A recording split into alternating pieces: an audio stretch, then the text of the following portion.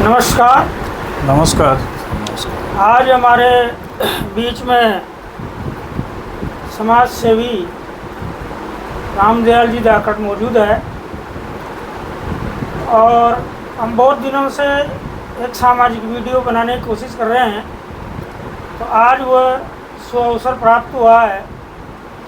हम चाहेंगे कि आप सब इस वीडियो के विचार पूरे सुने और अच्छे लगे तो हमारे इस सामाजिक वीडियो को लाइक और शेयर भी करें।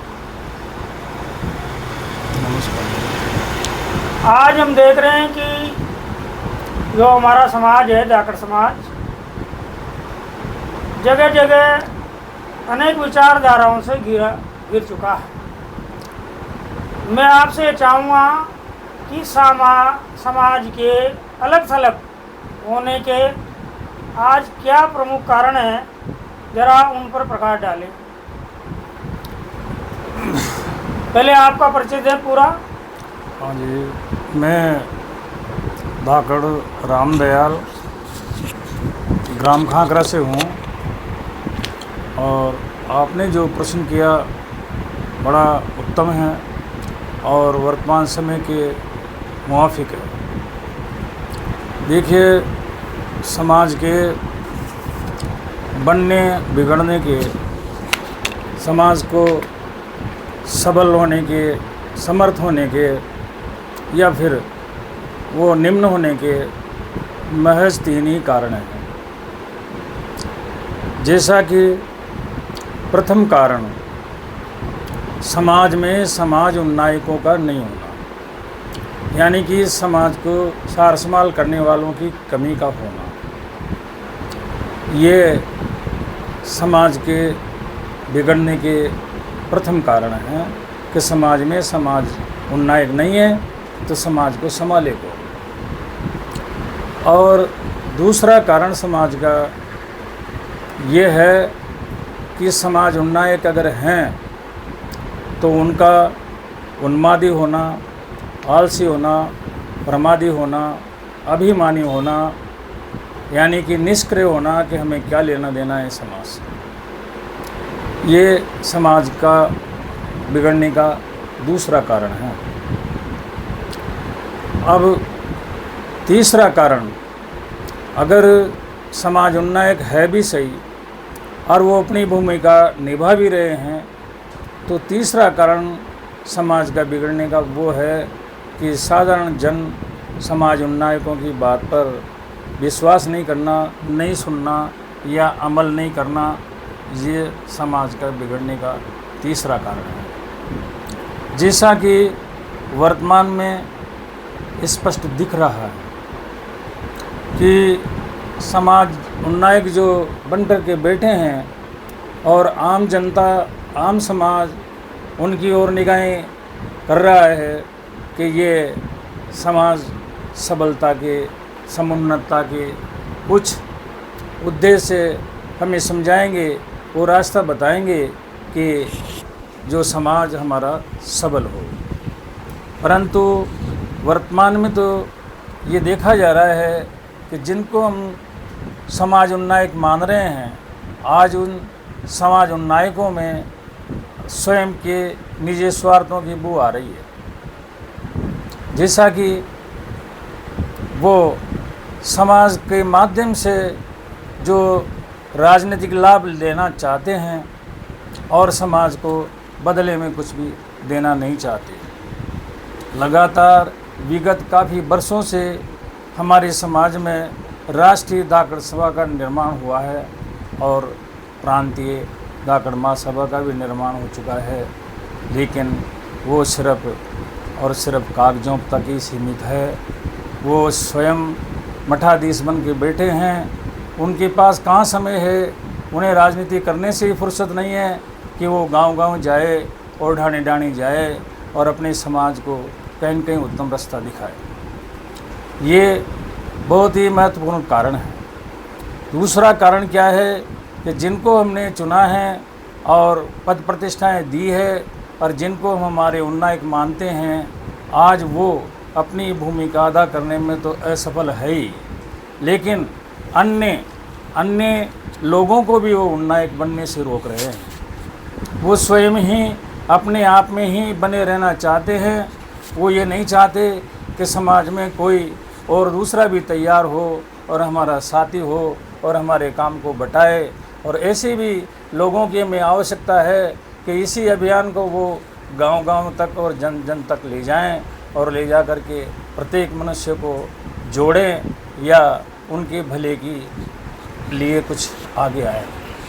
तो ये वर्तमान पोजीशन दिख रही है, ये समाज को कहीं न कहीं तोड़ने वाली पोजीशन है।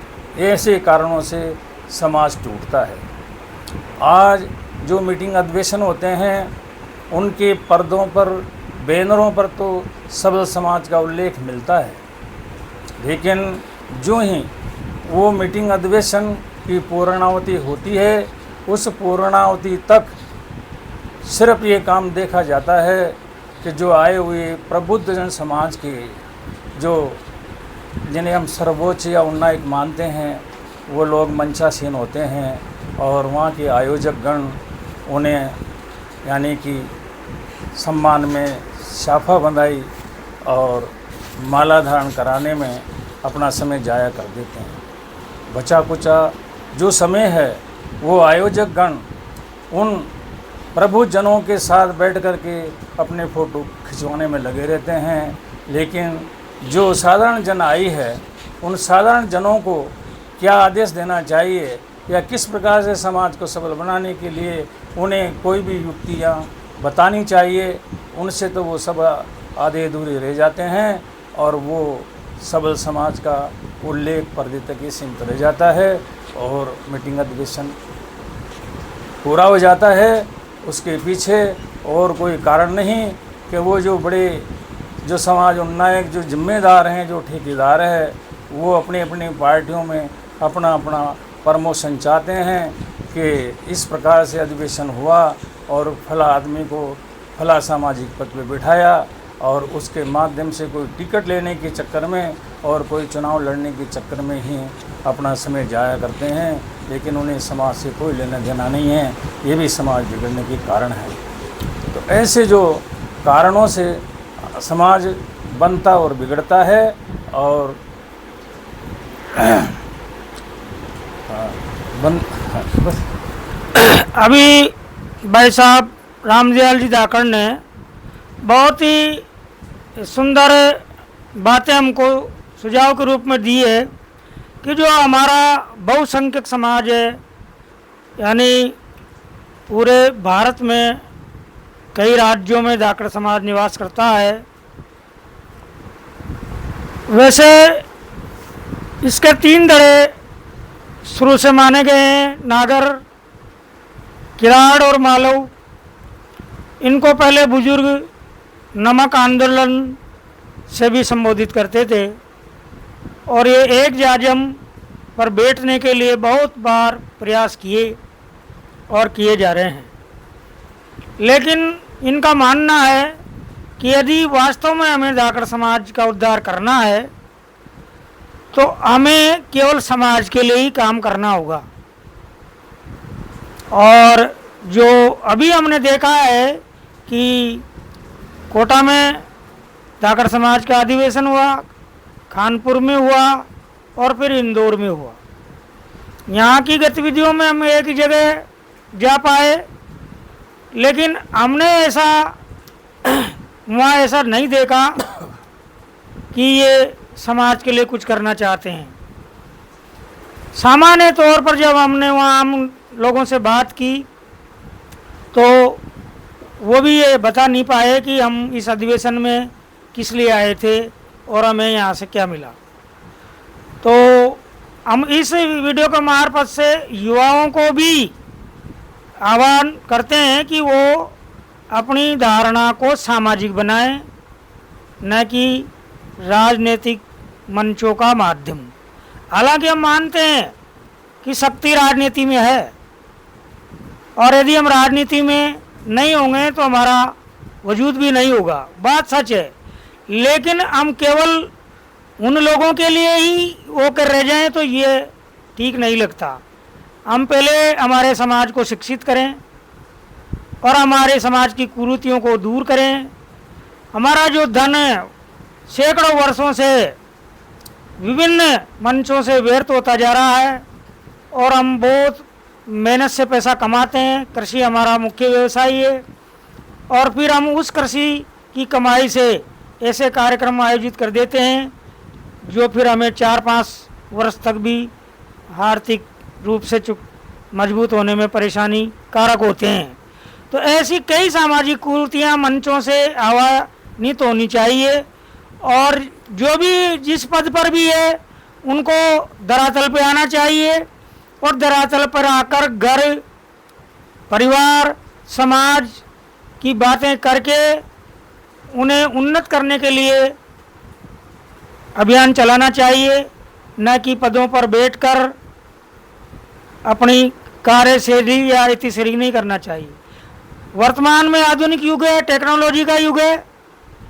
हम ऐसे मंच ऑनलाइन इजाद कर सकते हैं जहां पर लोगों की जन भावनाएं जान सकते हैं और उनमें किस तरह से सुधार करें हम सब मिलकर, तो हम आगे बढ़ सकेंगे।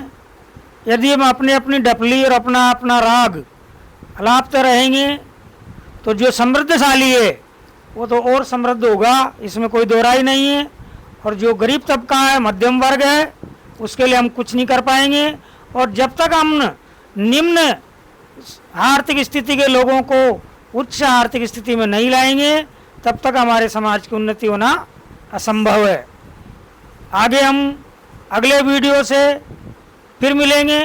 आप ये वीडियो आपको कैसा लगा इसमें आप अपने कमेंट लिखें ताकि हम समाज सुधार हेतु और काम कर सकें और सुधार कर सकें। जय धरणीधर, जय जाखड़।